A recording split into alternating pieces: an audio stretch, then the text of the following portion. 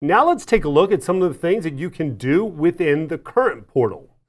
A portal for managing Azure is going to do certain things, and whether you're in the classic portal or the current portal, you have the ability to create resources, to manage resources, to delete resources, and to see what's going on.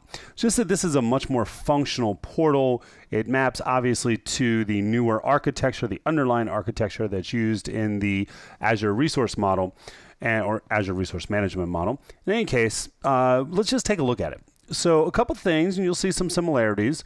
First of all, you notice over here on the left, I've got a list of items, which is similar to what we have in the classic portal, but there actually appears to be fewer items, but that's because I can go down here to more services, and here are all of the different services that are available. So if I wanted to add something, for example, let's say I wanted to add my, automation accounts.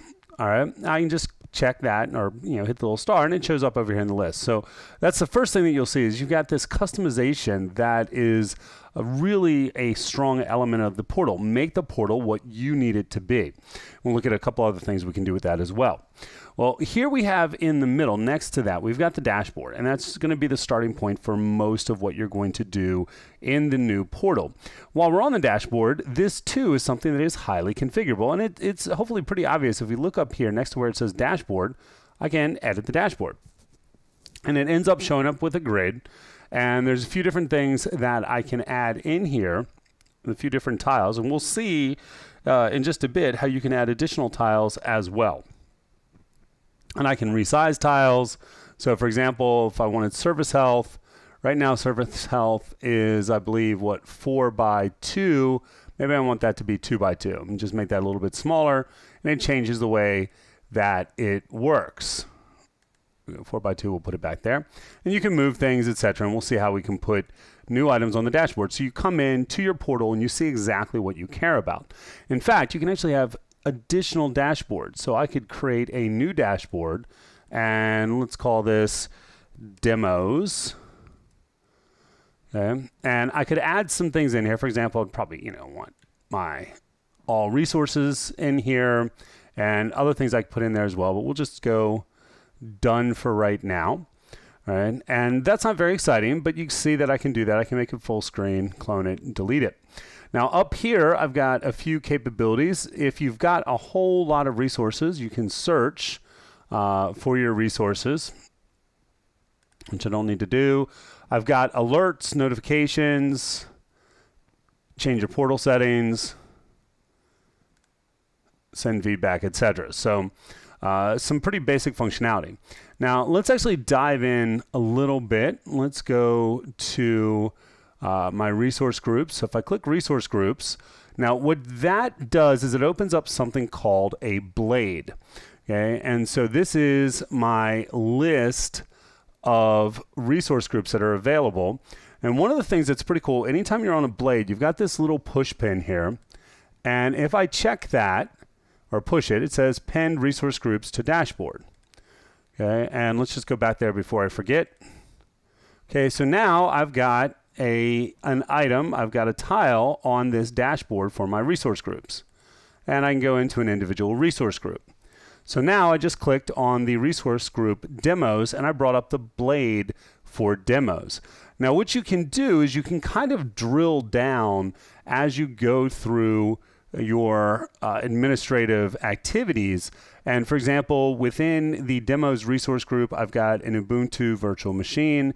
If I click on that, it's going to open up the blade for the Ubuntu virtual machine. All right, and then let's see if I can find something here. There we go, network interfaces. If I click network interfaces, that's another item. I can click that item and open up a blade for that. All right, now, not that this is really that critical, but that succession of blades is called a journey. And you can actually see the journey up here, and it's obviously just in a bit of a breadcrumb. I can also, if I don't have anything open there, if I go all the way back, if I just actually click Microsoft Azure, and if I go back, let's say, to the resource group, okay, now I've got two different journeys active, and usually that should show up there. All right, well, I must have closed it out, not realizing just how slick I am. Anyways, you can have multiple journeys open, and you can get to different journeys with this little drop down here if you've got multiple ones open.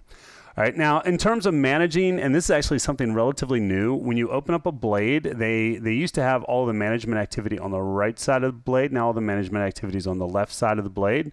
So I've got a Ubuntu virtual machine. If I wanted to see who can manage that, I can do that. If I want to see the disks associated with it, I can see that. And so obviously, each blade that you go to is going to have a different set of management options. And we'll just show you real quickly. If I, again, navigate out to that network interface card, notice that the settings, there's some that are common. It also has access control, but it's got, for example, IP configurations, which is obviously something that's going to be different than what you have with a virtual machine. All right, and as you make changes to anything, so let's say if I enabled that, you have the ability to save or discard your changes.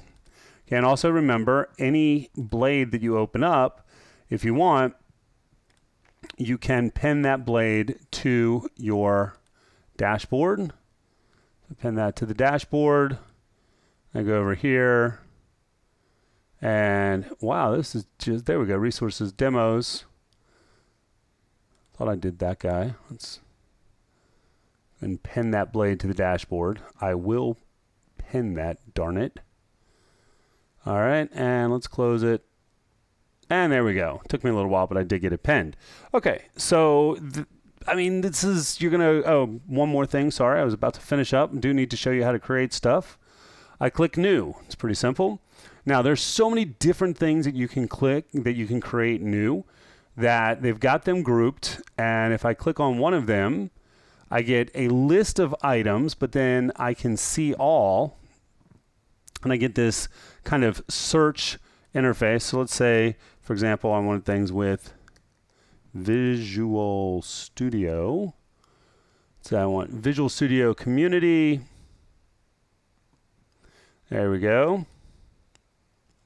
And that lets me select a particular, in this case, virtual machine.